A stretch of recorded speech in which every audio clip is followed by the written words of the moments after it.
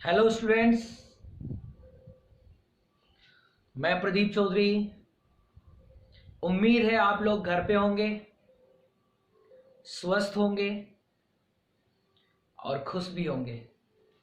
और इस लॉकडाउन के अंदर घर वालों के साथ एक अच्छा टाइम बिता रहे होंगे, घर में रहकर, और अच्छी पढ़ाई भी कर रहे होंगे। तो देखिए, अब आते हैं हमारे मुद्दे की बात पर। स्टूडेंट्स, लास्ट वीडियो में हम पढ़ रहे थे गाउस का नियम, और अब हम पढ़ने वाले हैं गाउस के नियम के अनुप्रयोग। तो स्टूडेंट्स, गाउस के नियम के बहुत सारे अनुप्रयोग हैं। ये हमारे राजस्थान बोर्ड का दूसरा चैप्टर है। स्टूडेंट्स, इसमें से एक 4 अंक का प्रश्न भी आता है, मोस्टली आता ही है, तो थोड़ा सा और इंपॉर्टेंट हमारे लिए टॉपिक हो जाता है। तो देखिए, हमारे पास गाउस के नियम के अनुप्रयोग में हम पहला जो अनुप्रयोग ले रहे हैं वो क्या है, यानी हमारा आज का टॉपिक क्या है। देखिए, हमारा आज का टॉपिक स्टूडेंट्स है समरूप आवेशित गोलीय कोष के कारण विद्युत क्षेत्र की तीव्रता। यानी हमें एक गोलीय कोष लेना है और उसके कारण विद्युत क्षेत्र की तीव्रता निकालनी है। तो स्टूडेंट देखिए, गाउस के नियम के जो एप्लीकेशन है, जब भी इन्हें हम सोल्व करेंगे तो टॉपिक में जो दिया है उसी के हिसाब से हम डायग्राम ड्रॉ करते चले जाएंगे, ताकि आपको दिक्कत नहीं आए। कई बार बच्चों के साथ प्रॉब्लम होती है, वो भूल जाते हैं, टॉपिक स्टार्ट करते समय उनको ये नहीं पता होता डायग्राम कैसे बनेगा, मिक्स हो जाते हैं, तो वो आपको दिक्कत नहीं आने वाली। ध्यान दीजिए, सबसे पहले हमारे पास टॉपिक में दिया हुआ है समरूप आवेशित गोलीय कोष। यानी सबसे पहले आपको लेना है एक गोलीय कोष। तो गोलीय कोष क्या होता है स्टूडेंट्स? गोलीय कोष होता है खोखला गोला। हम किसी धातु का एक खोखला गोला ले लेते हैं। तो सबसे पहले हमने ये ले लिया किसी धातु का खोखला गोला। अब गोला है तो इसकी त्रिज्या होगी, तो हम इसको ऐसे कह सकते हैं, ये इसका O केंद्र ले लिया और ये इसकी कैपिटल R है त्रिज्या। तो हमने सबसे पहले क्या ले लिया? गोलीय कोष। टॉपिक के हिसाब से हमें क्या लेना था? गोलीय कोष। तो हमने गोलीय कोष ले लिया। क्या लिया? माना कैपिटल R त्रिज्या का एक खोखला गोला है, यानी गोलीय कोष है, और जिसका केंद्र क्या है? O है। तो सबसे पहले आपको वस्तु लेनी है। फिर देखिए, ध्यान दीजिए, टॉपिक में क्या दे रखा है? समरूप आवेशित गोलीय कोष। यानी आपको गोलीय कोष कैसा लेना है? समरूप आवेशित लेना है। तो अब हम इस गोलीय कोष को समरूप आवेशित बनाने के लिए इसको क्या करेंगे? इस पर एक समान रूप से आवेश फैला देंगे। देखिए, तो मैं क्या कह दूंगा? माना प्लस क्यू आवेश इस गोले पर एक समान रूप से वितरित है।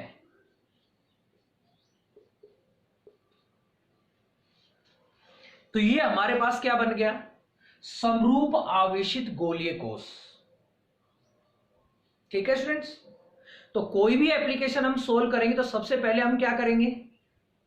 सबसे पहले हम वस्तु लेंगे, जैसे मैंने इसमें गोलीय कोष लिया, फिर उसे एक समान रूप से आवेशित करेंगे। हो गया? अब आगे बढ़ते हैं। के कारण विद्युत क्षेत्र की तीव्रता ज्ञात कीजिए। समरूप आवेशित गोलीय कोष के कारण विद्युत क्षेत्र की तीव्रता ज्ञात कीजिए। कहां? यानी कोई ना कोई बिंदु लेना पड़ेगा।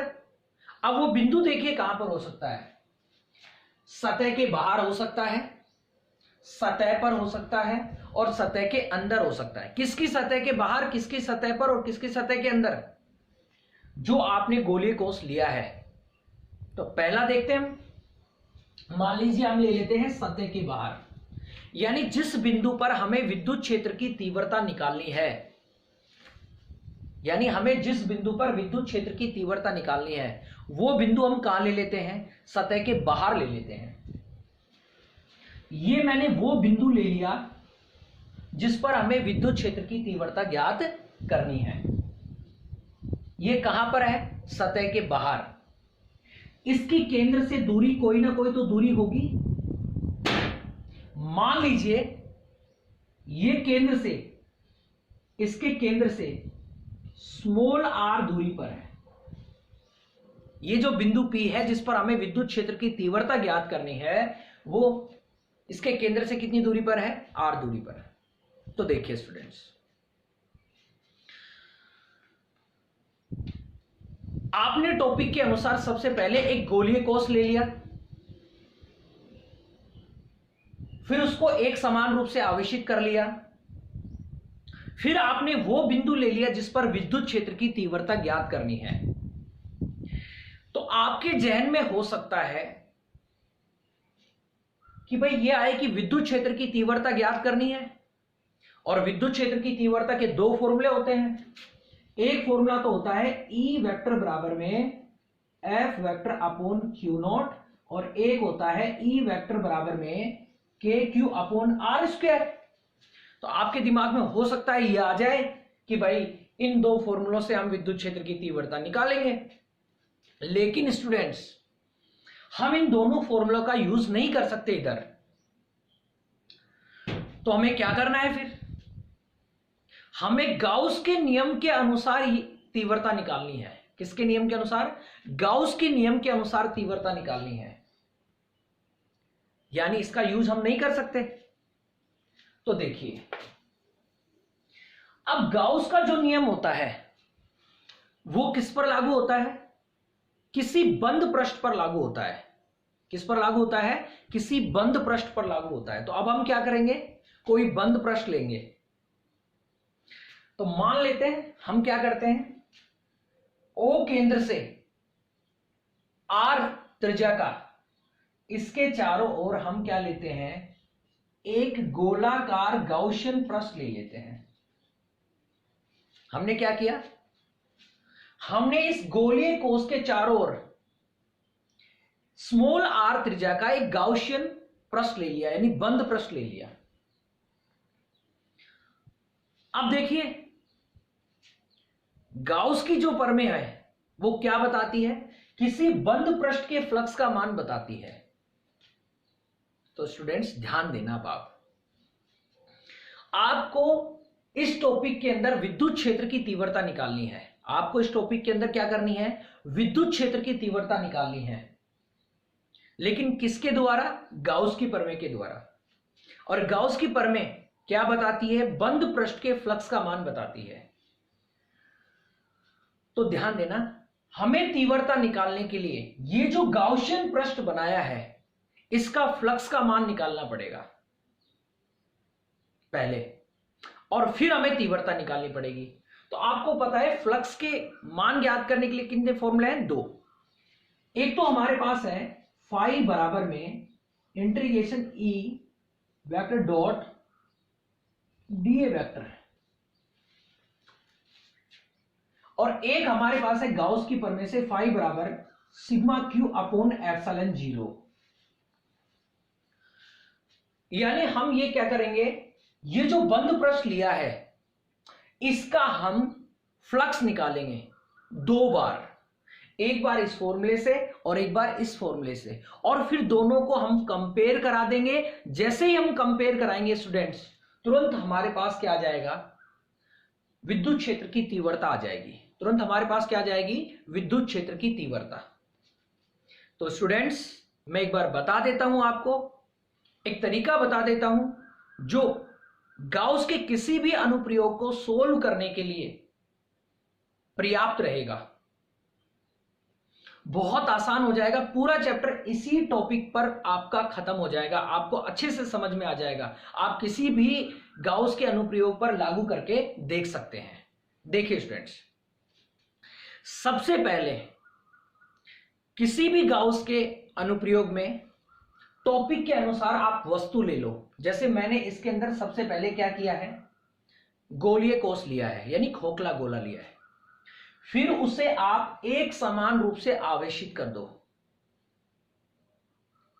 फिर उसके बाद आप वो बिंदु ले लो जिस पर आपको विद्युत क्षेत्र की तीव्रता ज्ञात करनी है। फिर उसके बाद आप उसकी आकृति के आधार पर कोई गाउसियन पृष्ठ ले लो। यह अलग अलग आकृति का हो सकता है, और जो आप गाउसियन पृष्ठ लेंगे उसका 2 बार फ्लक्स का मान निकालो इन फॉर्मूलों से, और फिर उनको आप क्या कर दो, कंपेयर कर दो। आपके पास तीव्रता आ जाएगी और वो एप्लीकेशन आपकी सोल्व हो जाएगी। मैंने क्या कहा, पहले आपको वस्तु लेनी है, फिर उसे एक समान रूप से आवेशित करना है, फिर आपको वो बिंदु लेना है जिस पर विद्युत क्षेत्र की तीव्रता ज्ञात करनी है, फिर आपको गाउसियन पृष्ठ लेना है, ये अलग अलग रहेगा, और फिर आप उस गाउसियन पृष्ठ को क्या करेंगे, उस गाउसियन पृष्ठ का 2 बार फ्लक्स का मान निकालेंगे अलग अलग फॉर्मूले से, और जब आ जाएगा तो दोनों की क्या कर देंगे, तुलना कर देंगे, तो तीव्रता आ जाएगी। तो देखिए स्टूडेंट्स, अब मैं यही करने वाला हूं। देखिए अब मैं क्या करने वाला हूं, फ्लक्स का मान निकालने वाला हूं, पहले इस फॉर्मूले से। तो देखिए इस फॉर्मूले से जब हम तीव्रता का मान निकालेंगे, सॉरी इस फॉर्मूले से जब हम फ्लक्स का मान निकालेंगे, तो ये जो गाउसियन पृष्ठ आपको नजर आ रहा है, इसको मैं छोटे छोटे अल्पांशों में बांट लूंगा। मान लीजिए मैंने इस पूरे को छोटे छोटे डीए वेक्टर अल्पांशों में बांट लिया, और उनमें से एक जो अल्पांश है वो यहां इस पी बिंदु पर है, ये मेरे पास डीए वेक्टर आ गया। ठीक है स्टूडेंट्स, अब देखिए डीए वेक्टर है, ये ले लिया, प्लस आवेश के कारण विद्युत बल रेखा कहां जाती है, बाहर की ओर, यानी विद्युत क्षेत्र की दिशा कहां होगी, बाहर की ओर, ई वेक्टर। तो सबसे पहले हम क्या करेंगे, फ्लक्स का मान निकालेंगे। तो फ्लक्स का मान निकालेंगे, हमें क्या करना है, ये जो गाउसियन पृष्ठ है ना स्टूडेंट्स, इसका पूरे का फ्लक्स का मान निकालना है। लेकिन पूरे का फ्लक्स का मान निकालने से पहले मैं क्या करूंगा, इसको टुकड़ों में बांट लूंगा, और फिर एक टुकड़े का यानी एक अल्पांश का फ्लक्स का मान निकालूंगा। तो देखिए मैं क्या कहूंगा, डीए वेक्टर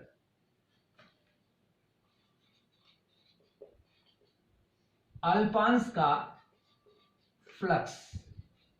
तो डीए वेक्टर अल्पांश का फ्लक्स क्या होगा स्टूडेंट्स, देखिए क्या होगा, डी फाई बराबर में E vector dot DA vector लिख सकते हैं, या मैं इसको डायरेक्ट खोल देता हूं, ई डीए कॉस थीटा। ठीक है, ये हमारे पास क्या हो गया, अल्पांश का फ्लक्स। अब देखिए स्टूडेंट्स, यहां पर देखिए विद्युत क्षेत्र की तीव्रता की दिशा भी यही है, और मान लीजिए ये जो अल्पांश लिया है इसकी डायरेक्शन भी यही है, तो दोनों की दिशा क्या हो गई, एक समान हो गई। चूंकि आपको पता है ई वेक्टर व डीए वेक्टर किस में आ गए, एक समान दिशा में, इसलिए आप थीटा का मान क्या लेंगे, 0 डिग्री लेंगे। थीटा का मान क्या लेंगे स्टूडेंट्स, 0 डिग्री। जब 0 लेंगे तो क्या हो जाएगा, डी फाई बराबर में ई डीए कोस 0 डिग्री। और आपको पता है स्टूडेंट्स, कोस 0 डिग्री का मान कितना होता है, 1 होता है। तो कोस 0 का मान हम कितना रखेंगे, 1 रखेंगे। तो 1 रखेंगे तो क्या आ जाएगा, डी फाई बराबर में ई डीए।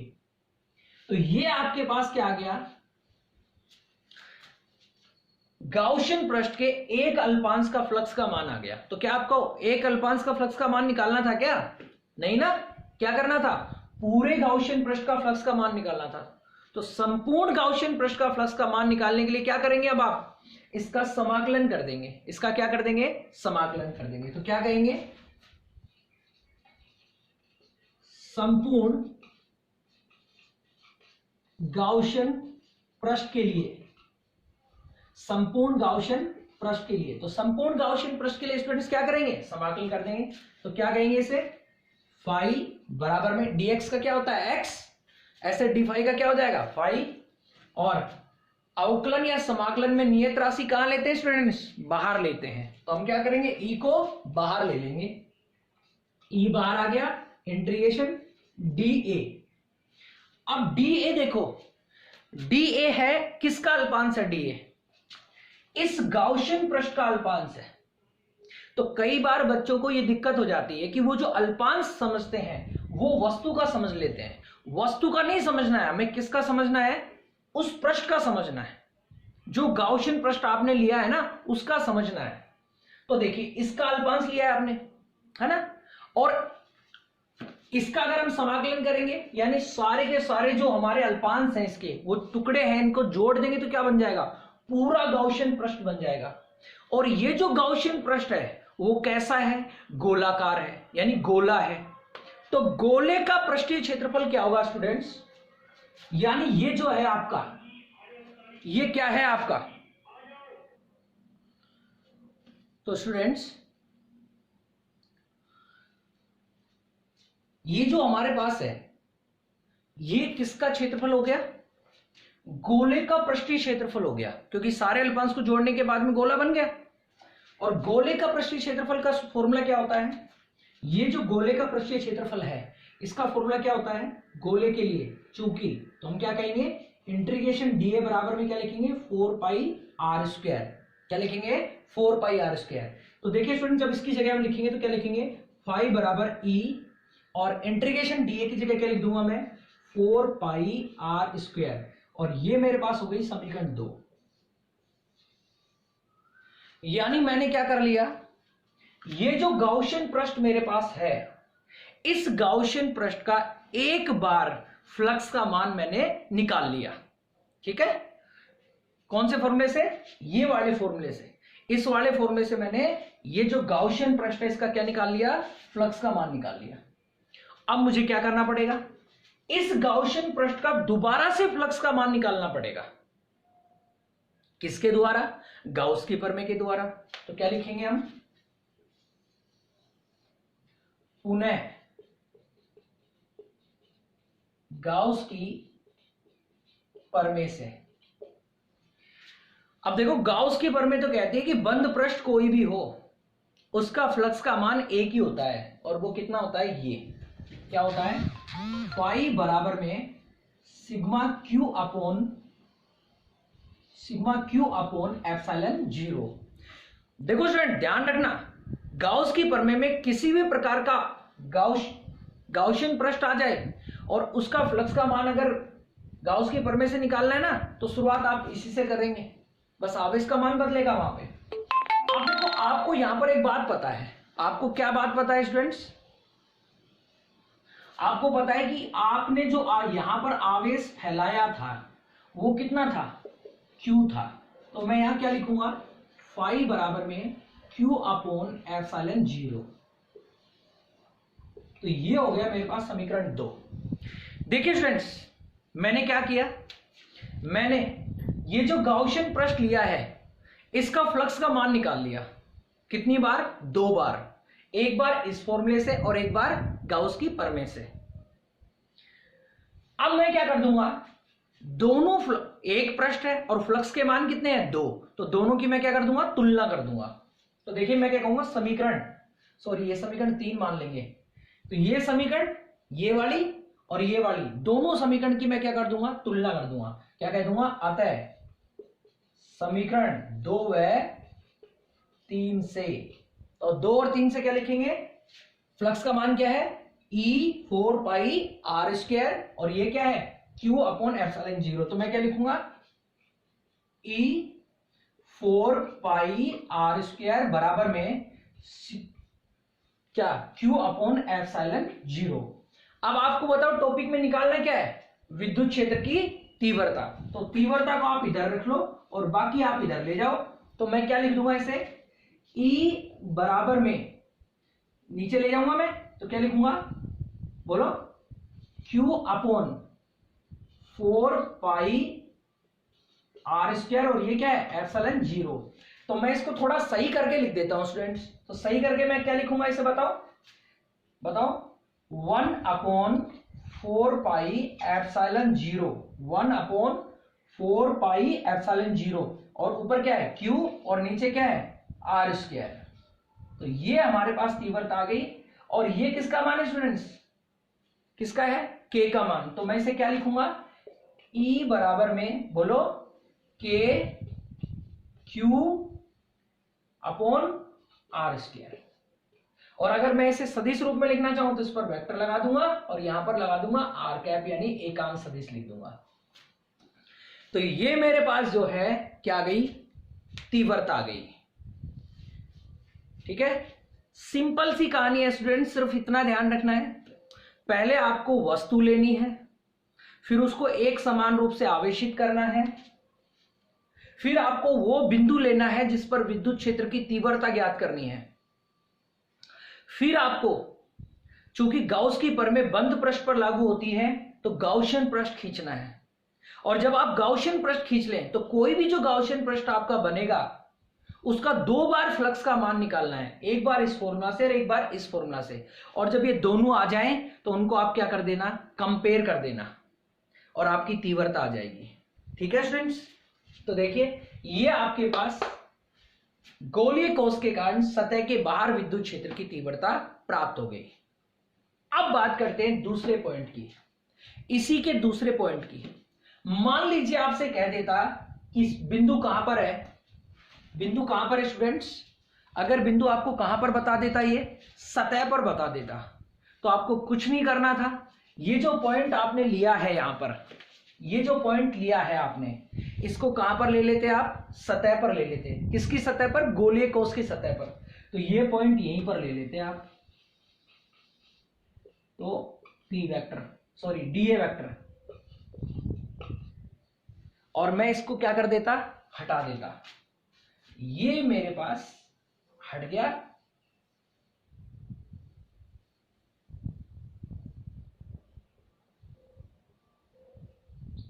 अब आपको एक ही गोला दिखाई दे रहा होगा, तो आप सोचेंगे सर गाउसियन प्रश्न नहीं बनाएंगे क्या, इधर बनाएंगे भाई, लेकिन वो गोले के ऊपर ही आ जाएगा, इसलिए हमें दिखाई नहीं पड़ेगा।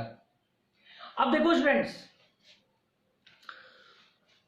अब मान लीजिए सतह पर विद्युत क्षेत्र की तीव्रता ज्ञात करनी है, तो गोले के अंदर और सतह पर, सॉरी गोले के बाहर और सतह पर क्या फर्क है, एक ही चीज का फर्क है। पहले जो R थी वो कैपिटल R से क्या थी, बड़ी थी, यानी ये R जो था, स्मॉल r जो था वो बड़ा था, लेकिन अब क्या हो गया, सतह के लिए आपको पता है स्मॉल r और कैपिटल R दोनों क्या है, बराबर है। तो आपको क्या करना है, सिर्फ आपको लिख देना है कि सतह के बाहर विद्युत क्षेत्र की तीव्रता E बराबर KQ upon R square R cap, और सतह पर, कहां पर, सतह पर, तो इस स्मॉल r की जगह क्या लिख देंगे, कैपिटल R। तो क्या लिखेंगे, E वेक्टर बराबर में KQ upon capital R square और R कैप, ये आपके पास सतह पर आ गया। देखो स्टूडेंट्स, जब आपके पास ये तीनों केस एक साथ पूछे जाएं तब आपको क्या करना है, पहले केस को तो पूरे को सोल्व कर देना है, और दूसरे केस में आप ये डायग्राम ड्रॉ करके इतना सा लिख देंगे, चूंकि स्मॉल r बराबर कैपिटल R, और इस स्मॉल r की जगह कैपिटल R लिख देंगे। लेकिन बाय मिस्टेक कभी ऐसा हो जाए कि सेकंड वाला केस अकेला पूछ लिया जाए, तो आपके पास 2 रास्ते हैं। एक तो आप ये जो डेरिवेशन है पहले वाली, इसको सोल्व करके ऐसे ही लिख दें, डायरेक्ट बदल दें इसमें, या फिर आपके पास ऐसा तरीका है कि ये डायग्राम बना करके इसी डेरिवेशन की तरह सोल्व करेंगे आप, लेकिन स्मॉल r की जगह, जहां भी स्मॉल r आएगा उसकी जगह आप क्या लिख देंगे, कैपिटल R। तो हमारे पास जो ये है इसमें 2 हिस्से हो गए।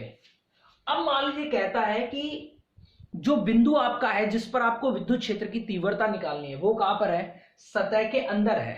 कहां पर है, सतह के अंदर। तो देखिए अब हम सतह के अंदर वाला केस करते हैं। अब हम कौन सा केस करते हैं, सतह के अंदर वाला। देखिए इस पर मैं इसको हटा देता हूं क्योंकि मैं बना रहा हूं आपके लिए सतह के अंदर वाला।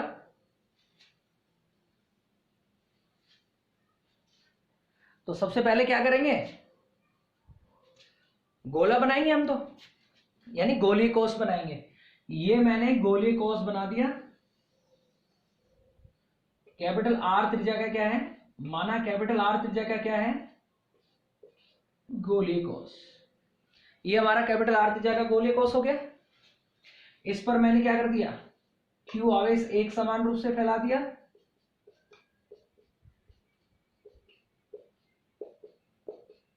ठीक है, अब हमें वो बिंदु लेना है जिस पर क्या करना है, विद्युत क्षेत्र की तीव्रता ज्ञात करनी है, और वो बिंदु कहां पर होना चाहिए, सतह के अंदर। तो ये मैंने लिया सतह के अंदर। अब ये आपकी मर्जी है, आप यहां पर लेंगे, यहां पर लेंगे, कहीं पर भी ले सकते हैं, इससे कोई फर्क नहीं पड़ने वाला। ये मैंने पी पॉइंट ले लिया।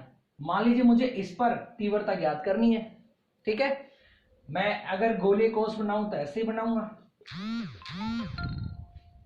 अब स्टूडेंट देखिए, इसमें क्या है, गोलीय कोष कैसा है, खोखला गोला है, और खोखले गोले के अंदर आवेश क्या होता है, अनुपस्थित होता है। आवेश थोड़ी होगा चालक में, तो चालक पर आवेश कहां होता है, सतह पर होता है। ठीक है, तो खोखला गोला, इसमें तो आवेश होगा नहीं है, तो यहां पर आवेश होगा ही नहीं। तो क्या लिखोगे इसमें, Q बराबर में 0 आप लिख देंगे। चूंकि गोलीय कोष खोखला गोला होता है, इसलिए खोखले गोले के अंदर आवेश अनुपस्थित होता है, और आवेश अनुपस्थित होने के कारण खोखले गोले के अंदर जो तीव्रता है वो भी क्या रहेगी, शून्य रहेगी। विद्युत क्षेत्र की तीव्रता भी क्या रहेगी, शून्य रहेगी। तो ये आपका तीसरा केस सोल्व हो गया।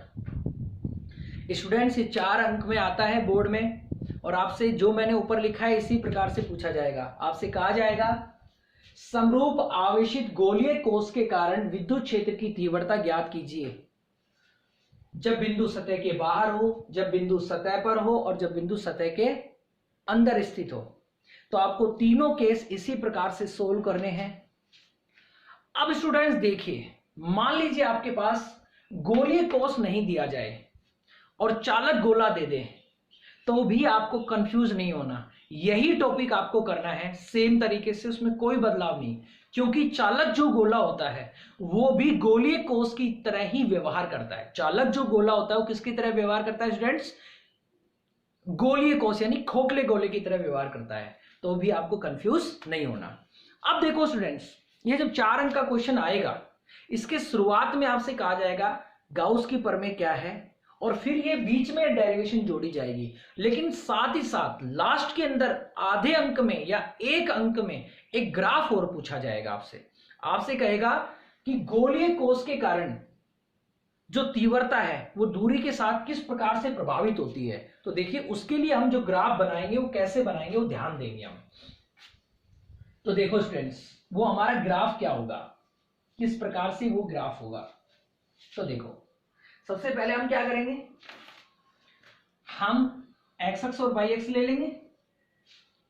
क्योंकि यहां पर हम क्या लेंगे, दूरी लेंगे, और यहां पर क्या लेंगे, तीव्रता। यहां पर तीव्रता और यहां पर दूरी हमने क्यों ली है, क्योंकि तीव्रता किस पर निर्भर कर रही है, दूरी पर। ठीक है, अब देखो, तीनों स्थितियों के ग्राफ जो है वो एक साथ बनाना है। अब एक बात ध्यान देना, ये जो तीव्रता हमारी आई है ये कहां पर आई है, सतह के बाहर, और ये कहां पर है, सतह पर, और सतह के अंदर कितनी है, 0। स्टूडेंट ध्यान रखेंगे तो जो विद्युत क्षेत्र की तीव्रता है वो सबसे ज्यादा कहां पर प्राप्त होती है, सबसे ज्यादा प्राप्त होती है सतह पर। कहां पर प्राप्त होती है, सतह पर। मैक्सिमम जो होती है, मैक्सिमम जो तीव्रता होगी आपकी वो कहां पर होगी, सतह पर। यानी सबसे ज्यादा कहां पर होगी, सतह पर। तो मैं यहां लिख दूंगा स्मॉल r बराबर कैपिटल R। ठीक है, यानी कहां पर है, सतह पर, सतह पर सबसे ज्यादा। अब देखो, इस फॉर्मूले के अनुसार देखो, तीव्रता और दूरी का जो है वो एक दूसरे के कैसे हैं, व्युत्क्रमानुपाती हैं। आप देख सकते हैं इसमें तीव्रता और दूरी दोनों एक दूसरे के कैसे हैं, व्युत्क्रमानुपाती हैं। यानी दूरी जैसे जैसे बढ़ेगी, गोलीय कोष के कारण तीव्रता जो उत्पन्न होगी वो क्या होती जाएगी, घटती चली जाएगी। देखिए, अब मैं इसके साथ घटाता चला जाऊंगा। ये क्या है, जब स्मॉल r कैपिटल R से बड़ा हो, यानी सतह के बाहर, सतह के बाहर। ये क्या है? सतह। सतह पर क्या होगी? मैक्सिमम होगी। और सतह के अंदर क्या होती है? शून्य। तो हमें इसमें कुछ बनाना ही नहीं है। यहां क्या लिख देंगे? सतह के अंदर। अंदर कितनी है? 0 है। तो ये स्टूडेंट इसका ग्राफ हो जाएगा, यानी वक्र हो जाएगा इसका। ये था हमारा गाउस के नियम के अनुप्रयोग, और उसमें से पहला अनुप्रयोग मैंने लिया है। आपको एक साधारण सी बात मैं फिर दोहरा देता हूं वीडियो के अंत में भी, कि सबसे पहले आपको वस्तु लेनी है, फिर उसे एक समान रूप से आवेशित करना है, फिर आपको वो बिंदु लेना है जहां पर आपको तीव्रता ज्ञात करनी है, फिर आपको गाउसियन पृष्ठ बनाना है, और आपको जो गाउसियन पृष्ठ बनाया है, चाहे वो गोलाकार हो चाहे वो बेलनाकार हो, उसका 2 बार फ्लक्स का मान निकालना है, अलग अलग दोनों फॉर्मूलों से। और जब 2 बार फ्लक्स आ जाए तो उनकी तुलना करनी है, आपके पास तीव्रता आ जाएगी। मैं दावे के साथ कह सकता हूं, जब आप ये मेथड अप्लाई करेंगे, इस चैप्टर का कोई भी जो टॉपिक जो 4 अंक में आएगा, वो आप बहुत इजीली सॉल्व कर लेंगे। और आप करके देखना, कोई भी टॉपिक आपको दिक्कत नहीं करेगा। ये छोटा सा एक मेथड, एक ट्रिक आप अप्लाई करेंगे और पूरा चैप्टर आप तैयार कर लेंगे। अगर आप रटेंगे नहीं, जिस तरीके से मैंने बताया इस तरीके से आप सोल्व करेंगे, मात्र 15 मिनट में आप इस चैप्टर को प्रिपेयर कर सकते हैं। सिर्फ आपको इतना ही ध्यान रखना है। धन्यवाद स्टूडेंट्स। अब आपके साथ हम मिलेंगे अगली वीडियो में, जिसमें मैं आपको समझाऊंगा अचालक समरूप आवेशित अचालक गोले के कारण विद्युत क्षेत्र की तीव्रता। इसमें मैंने गोलीय कोश या चालक गोला लिया है, अगले में मैं क्या लेने वाला हूं? अचालक गोला। तब तक के लिए खुश रहिए, घर पे रहिए। धन्यवाद, बाय।